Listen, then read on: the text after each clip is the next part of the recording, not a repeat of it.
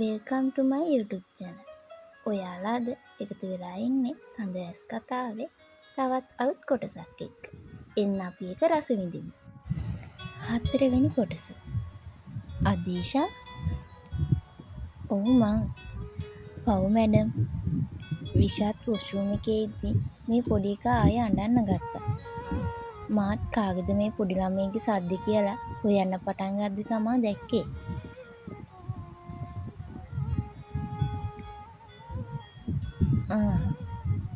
මෙන්න මෙහි විෂාත් බය වෙලා හොයනවා. මං කීවනේ විෂාත් බය වෙන්න දෙයක් නැහැ. එහෙම පිටට තට්ටුවක් දාගෙන සර් කියද්දි මිනුගේ ඇස් සිහින් කර බැලුවේ අදීෂා දිහා. ඒත් එක්කම විෂාත් දිහාට හැරුණු මිනුකි අඩි දෙකක් ඉස්සරහට ඇවිත් මූණ දිහා එක එල්ලේ බලන්න උනේ වචන කිහිපයක් මුමුණන ගම. විෂාත්, ඔයා දැන් හොඳටම දන්නවා රාජකාරියකට ඇවිත් තියෙන්නේ කියලා. හැබැයි ඒ රාජකාරිය ඔයාට මගේ යටතේ ඉන්න වෙන සිදුවීම. ඒකට කැමති වුණත් අකමැති වුණත් මං කියන විදියට වැඩ වෙන්න. එහෙනම් දැන් මේ කොලේට අත්සන් කරමු. මැඩම්, මොකක්ද මේ? මේක ඔයා මන් ළඟ මෙච්චර කාලයකට වැඩ කරන බවට ගන්න දියුරුමක්. ඉතින් මැඩම් කොච්චර කාලයක්ද දාලා නෑනේ. ඒ කාලේ තීරණය කරන්නෙත් මම. දැන් කිව්වම අහලා අත්සන් කරන්න. ඒ කියලා කොලේ පෑනයි පපුවට තියලා තද කරපු විනුකි ආපසු හැරි අදීෂාගේ පැත්තට ගමන් ගත්තා.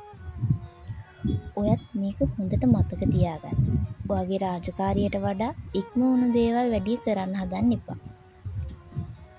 ඒත් මැඩම් දරුවා අදීෂා, මං ඒක බලා ගන්නවා. ඒ කියලා අදීෂාගේ අතේ හිටපු දරුවා උදුරලා ගත්ත විනු තාත්තා ළඟට ඇවිත් පුංචි හිනාවක් දාලා එයා දරුවා එක්කන් කාමරයට ගියා. විෂාත් සර්, හිතන තරම් මේ මැඩම් එක්ක සෙල්ලම් කරන්න අමාරුයි හොඳේ. උරණ්ඩුකම කියන්නේ දෙයක් කරන්න ඕන කීවත් කරන්නම ඕන. මට ඒක නම් මේ කොලේට අත්සන ගහපු ෂණික දැනුණ සර්. මොනා වුණත් දරුවා බලා ගන්න ගොඩක් අය මට හයියක් එන එක ඇත්තටම සතුටුයි. එහෙනම් සර්, විෂාත් පුතේ, මං ගිහින් දරුවගේ කෑම ටික හදන්න. රමණි නැන්දත් එහෙම කියලා කුස්සියට යන්න ගියා. සර් පස්සේ විෂාත්ට දෙන උපදෙස් දීලා රාජකාරියක් සඳහා පිටත් වෙන්න වුණා. විෂාත් ටික වෙලාවක් ඉඳලා අදීෂාවත් දැකලා පුංචි හිනාවකුත් දාලා මැඩම්ගේ කාමරේ පැත්තට යන්න උනේ දරුවවත් බලලා අද ඉඳන් වැඩ රාජකාරිය අකුරට කරන්න.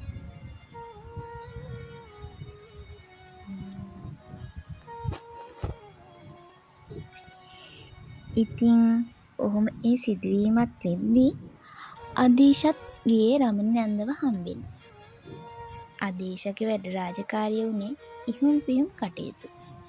රමණි නැන්දත් පොඩි දරුවගේ කෑම එක හදන ගමන් ඈත් කතා කරන්න ගත්තේ විෂාත් ගැන. නැන්දි, ඒ පිරිමි ළමයා කවුද?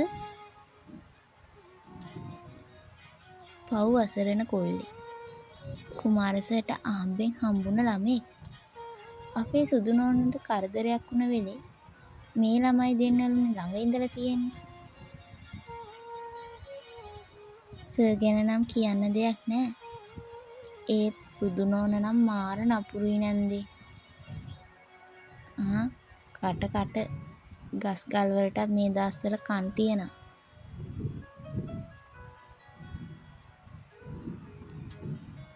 නෑ ඉතින් අර කිරිසප්පිය බෙරිහන් දීලා අඬද්දි මං දැකත් කොහොමද නොදැක්ක වගේ යන්නේ. ඒකයි මං දරුවව එළියට ටිකක් එක්කන් ගියේ.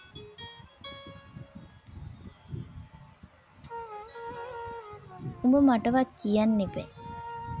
පව් අර කොල්ලා ඇඟිල්ලේ වතුර වෙලා හිටියේ. මං දැක්කා ඒක. ඒක නෙමේ නැන්දේ. නැන්දනේ පොඩි එකාව බලා ගන්න. අතට ගන්න වෙලාවක මටත් ගෙනත් දෙන්නකෝ. ඒ පොඩි එකා හරි සිරියාවන්තයි. ඔව්. ඔය කොළු කැටියා විශාජ්‍ය නෙමේ. එහෙනම් දෙන්නත් එක්ක කතා කර කර ඉන්න මොහොතේ විනුකිත් ලෑස්ති වෙලා විශාත් එක්ක ගමනක් යන්න ලෑස්ති වුණා.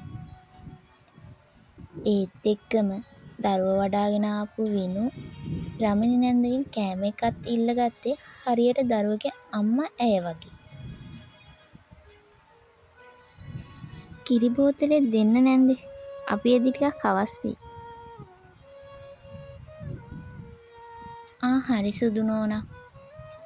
ඒ කියලා කිරි බෝතලෙත් හදලා ඒකත් අතට දෙද්දි අදීශත් දුවලා ගිහින් පොඩි දරුවගේ බෑග් එක අරන් ආවා.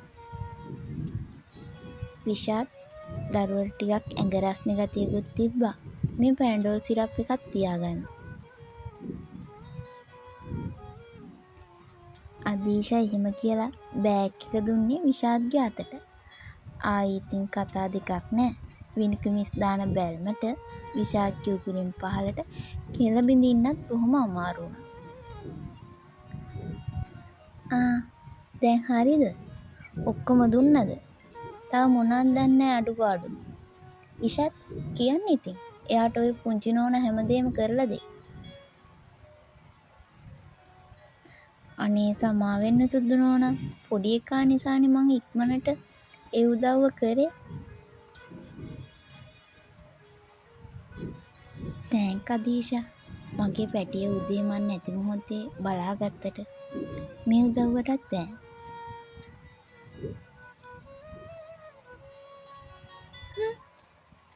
ඇති ඔය තෑන්ක් කෙරුවා. මට වැඩ තියේ. පරක්කු වෙනවා. යන්.